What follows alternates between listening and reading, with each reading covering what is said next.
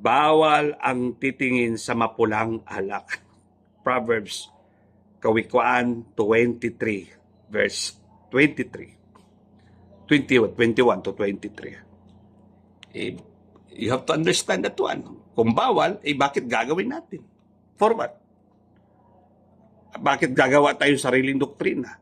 Kawikaan 23, verse 31 to 33. No? Tingnan mo, huwag kang tumingin sa alak pagka mapula. Bawal ang pagtingin, how much more kung tikman mo na? Bawal kang tumingin sa alak pagka mapula. Pagka nagbibigay ng kanyang kulay sa saro, meaning fermented, strong alcohol, sa huli, desired effect, sa huli ay kumakagat ito na parang ahas at tumutukang parang ulupong. Ganon ka pag ikay nakatikim